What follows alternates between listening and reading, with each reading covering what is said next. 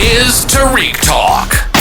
Your host, Tarik Mendes, takes you on a journey with guests from all around the world. Broadcasting around the world. Around the world. This is Tarik Talk.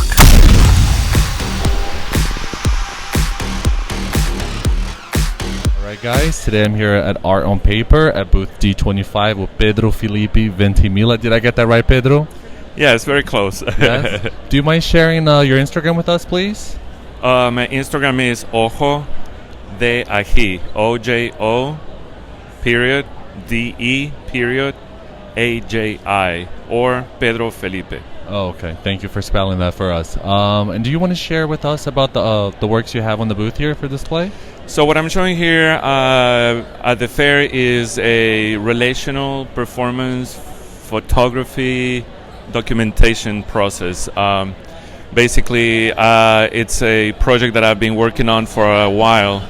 It started with an exercise that I did with my brother, and he came up with one specific word, and I translated that word into a color palette, and then I created a design and printed a fabric with those colors, and then I have used that fabric during a performance in which I give my body and the fabric to the audience along with a digital camera, and I allow them to pose me physically and use the fabric on my body as they wish. Oh wow. And for them to take a picture of that quick creative process that they just experienced.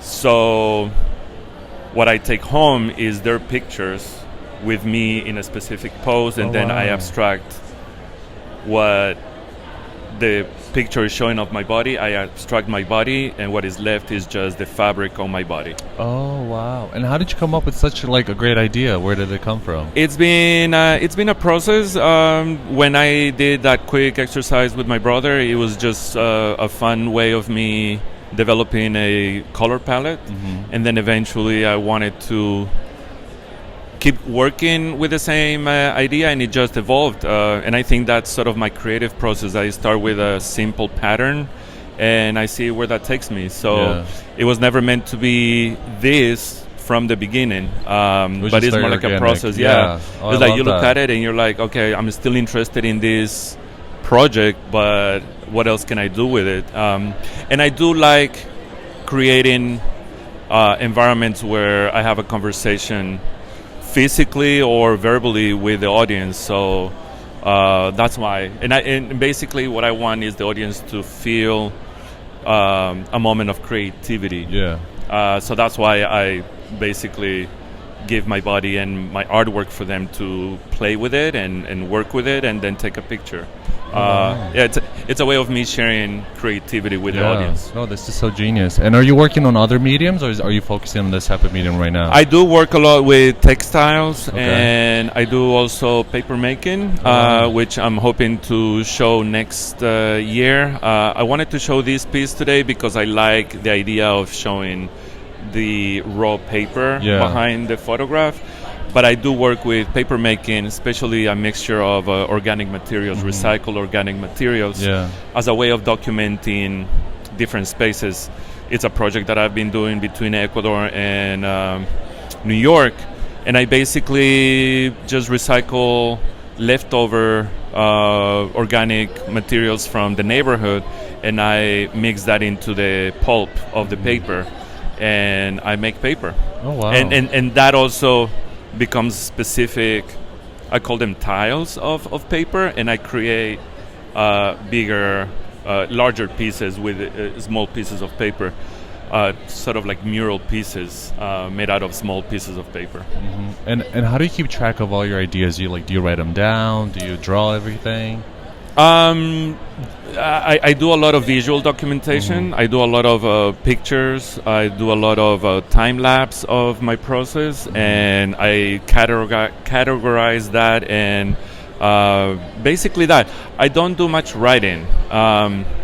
of those ideas, but I keep a very detailed visual documentation of what I'm doing. Yeah. And what, like, when you go to the studio, what is that like for you? Do you, like, when you get to your art studio, can you work and, like, go to work right away? Or do you need to sit down, have a coffee? I have to admit, I have waves. There are, for instance, last year I created a personal project. I wanted to push myself to design something every week.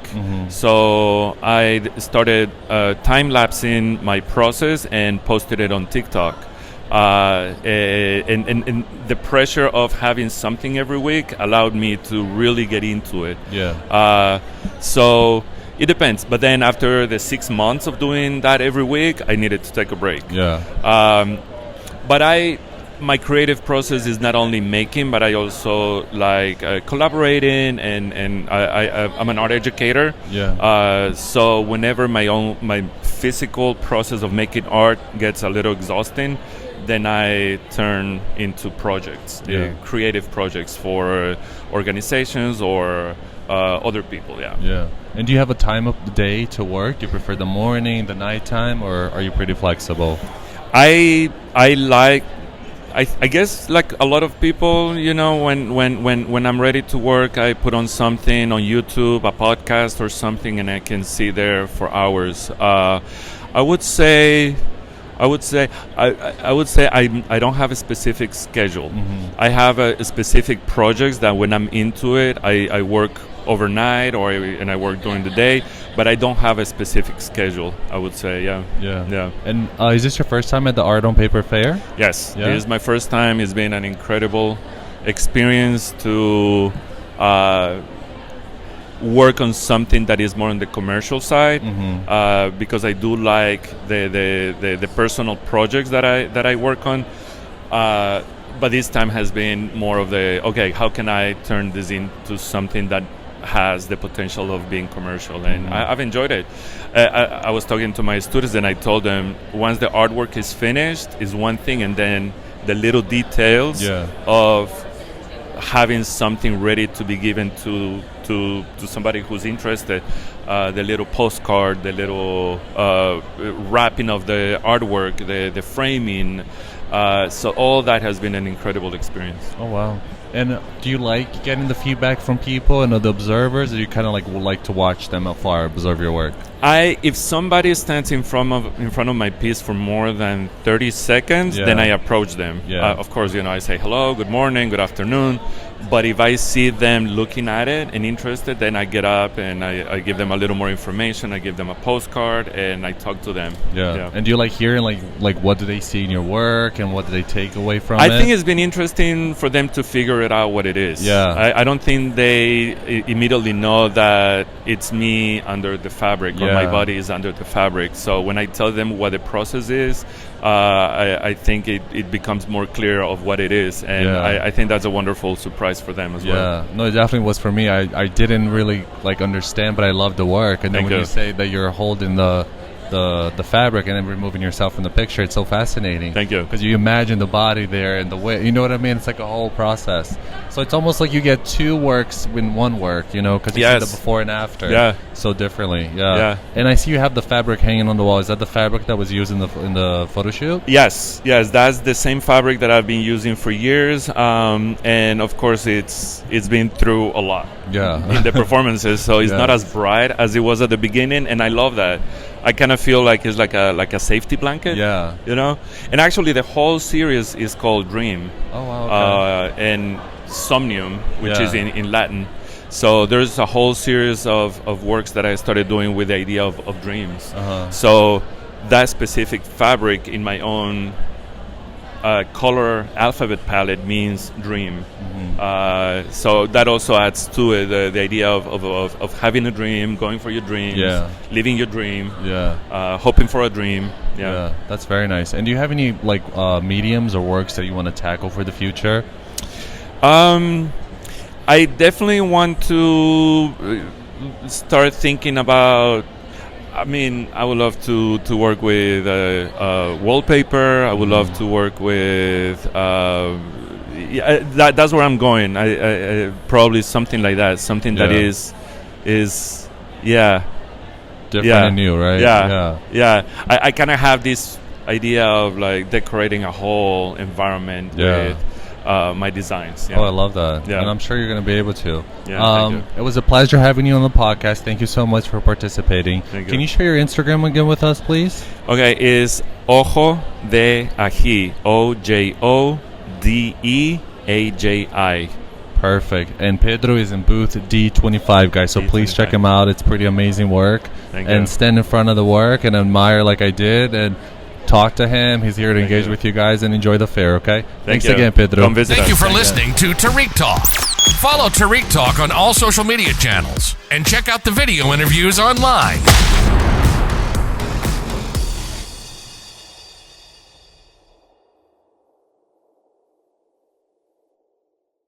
This is Tarik Talk. Your host, Tarik Mendes, takes you on a journey with guests from all around the world. Broadcasting around the world. Around the world. This is Tarik Talk.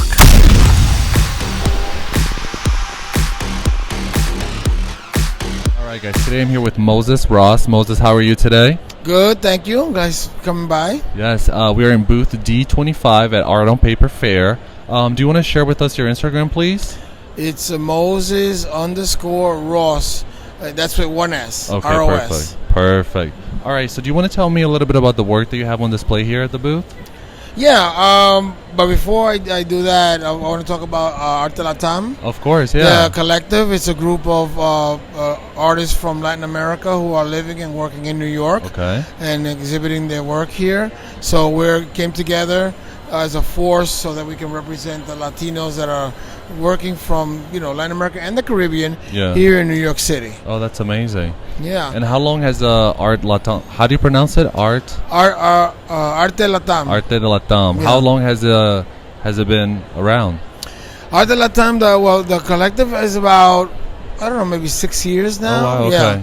But we've been exhibiting together, we were here last year at the Art on Paper, and we've also made a print portfolio together. Nice. And so we're doing collaborative efforts, whether it be artwork or exhibiting. And how many artists is in this booth currently? But right now there's 7. 7? Okay. And they're all Latinos? All Latinos, from okay. different countries, Love that. So now let's go back to your work.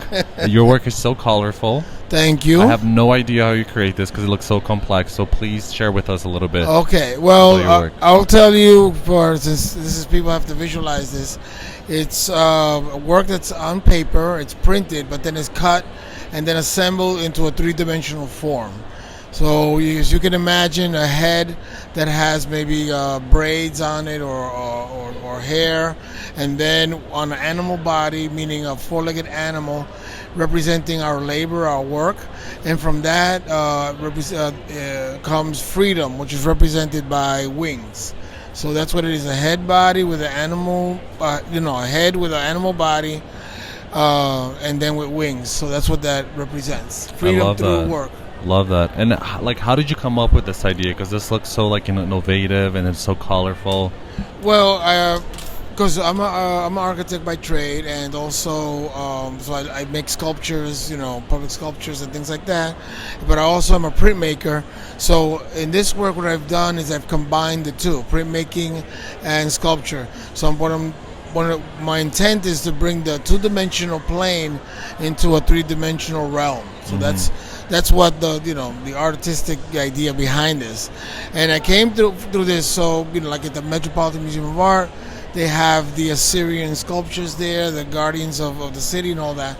So that inspired me to come up with this idea, but in a more accessible, not so heavy in stone, but in paper, something light.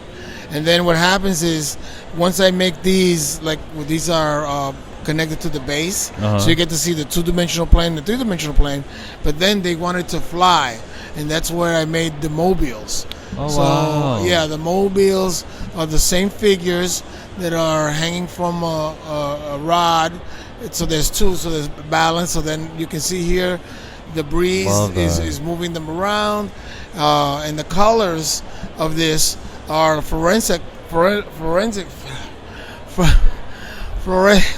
Forensic? No, not forensic. Oh, fluorescent. Fluorescent. Yeah. Sorry about that. Forgive us. That word is difficult for all Latinos. I'm just tired here. I know. But, I can imagine. but it's all good. But the colors are like bright orange and yellow. And how did you choose those colors? Well, those colors came because after the pandemic, which was a very dark time in our history, I wanted to bring something that was uplifting and joyful to the world. So that's why I came up with those colors. So there's also yellow and there's red and green, all kinds of colors, light blue, to really bring up the spirit, to lift the spirit. And how does your creation process work? Where do ideas come to you? My creative process, well, as you do your work, right? You develop something, and then you develop something, and then you get another idea from that, and you just sort of build on your past idea. So, originally it was just flat prints. Yeah. But then eventually, from what I was drawing, the figures and things, they wanted to sort of break out of the flat plane of the paper into the real three-dimensional world. Yeah. So that's how just sort of seeing my work and then taking it to the next step as I go along, and just developing it to where it wants to go. And are you doing this by freehand, or you have to draw and create a plan, or is it a very organic process? Well, no, I make drawings. Yeah, absolutely. I do a lot of drawings to develop different ideas and see which one works the best. Yeah. So the drawings are very important. I mean, that's the basis of art, is the drawing. Yeah. And then so that tells you okay, well, this doesn't work, so I can change it or add to it or take away, and develop the sort of the plan of what it is, and then into the final product of what it is. And how do you keep track of your ideas and inspiration? Do you have a little journal that you sketch ideas, or your notes app? I got tons of journals where I write down ideas and things. Yes, absolutely. Sometimes it's drawing, sometimes it's words, or a combination of the two. Just as the ideas come to me, I write them down. Oh, wow. And then in your art studio, when you get in your art studio, how soon are you able to create? Do you need to sit down, have a coffee, read the newspaper, or can you sit down and get to work right away?